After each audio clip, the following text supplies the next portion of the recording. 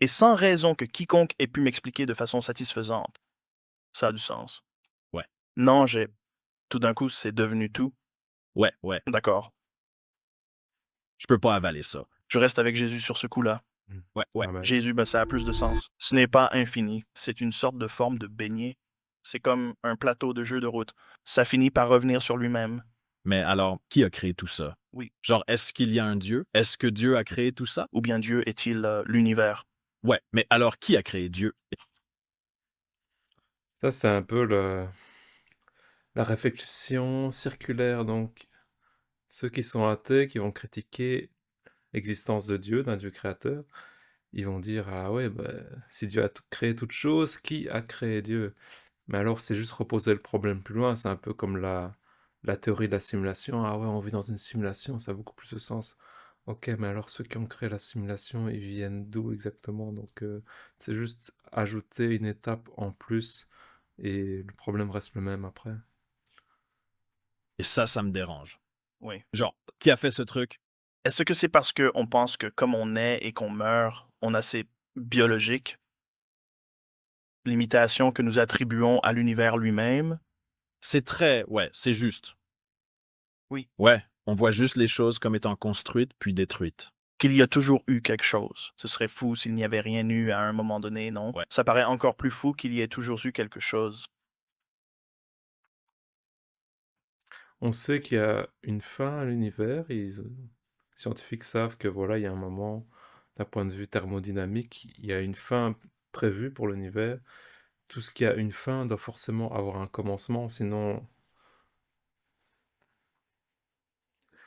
on n'est pas réellement capable d'envisager quelque chose qui peut ne pas avoir de fin, mais d'un point de vue scientifique, ils voient qu'il y a un début, ils savent la théorie du Big Bang, plus le temps passe, c'est pas grave, en fait, finalement, ça n'a pas trop de sens, mais plus le temps passe, plus ils se rendent compte, ben non, en fait, ils peuvent mesurer avec des formes radio, avec des images infrarouges, peuvent dire, ah ouais, non, ça, on voit que non seulement l'univers est en expansion, mais en plus on peut remonter en arrière jusqu'à un certain point. C'est pour ça qu'ils savent donner une date à l'univers.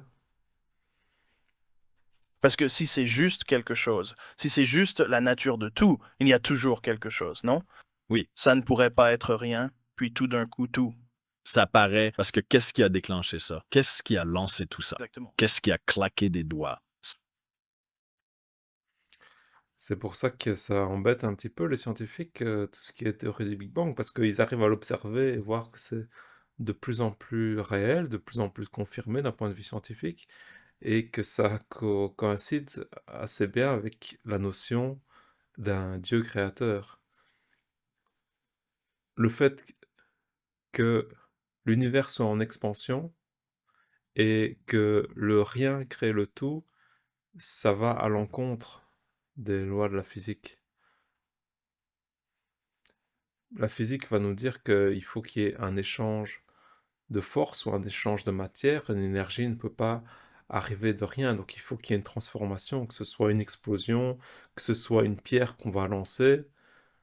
Il faut d'abord qu'il y ait une force qui soit générée pour qu'il y ait une réaction à cette force. Ici, si l'univers est en expansion infinie,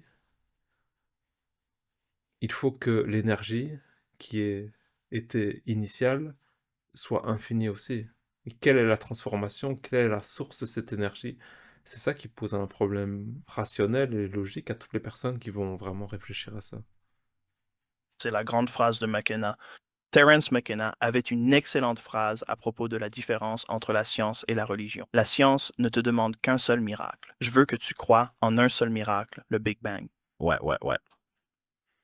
Et ça, ceux qui vont être athées vont pas voir l'aspect irrationnel ou l'aspect miraculeux du Big Bang pour dire non, tout ça est expliqué, tout ça est tout à fait compréhensible.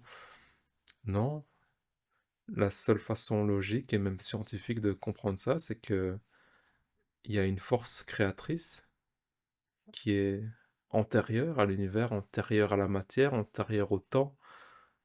C'est pas juste la matière qui a été créée à ce moment-là, c'est l'énergie avant le Big Bang. Il n'y a pas d'énergie, il n'y a pas de temps, il n'y a pas de matière, il n'y a pas de gravité. quand on met ça dans un contexte biblique, dans un contexte où c'est Dieu qui a créé l'univers, ah là, ouais, là, le claquement de doigts dont il parle, là, ça a plus de sens déjà. Celle-là est bonne. C'est une excellente phrase parce qu'elle est vraiment vraie. Et c'est drôle parce que les gens seraient incrédules face à la résurrection de Jésus-Christ, mais ils sont pourtant convaincus que tout l'univers était plus petit que la tête d'une épingle.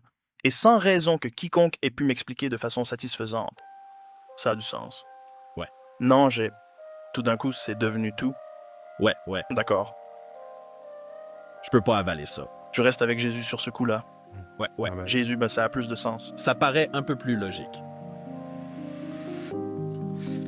C'est Joe Rogan qui le dit lui-même, mais on voit un changement progressif dans tout ce qui est influenceurs qui étaient dits athées, tous ceux qui se mettent à chercher la vérité. À un moment donné, ils sont confrontés à Jésus, ils sont confrontés à la création, ils sont confrontés à la Bible, et ils se rendent compte en fait, mais par rapport à ce qu'on nous dit, par rapport à certaines choses, que ce soit au point de vue des valeurs, ou même ici, la Bible n'est pas un ouvrage scientifique, mais la science va pouvoir observer ce qui est dit, la Bible va nous expliquer d'où ça vient. Ce qui concerne la création et le Big Bang, ce qui est la théorie officielle. De plus en plus de monde se tourne vers Jésus et se rend compte que, en fait, ça a du sens. Il ne faut pas voir les choses comme non, je vais rejeter parce que non, les chrétiens, c'est pas logique, mais et la création de l'univers et la résurrection de Jésus, au plus on s'y plonge, au plus on se rend compte qu'en fait, ça a du sens. Abonnez-vous, laissez un like, un commentaire pour des questions, et à la prochaine.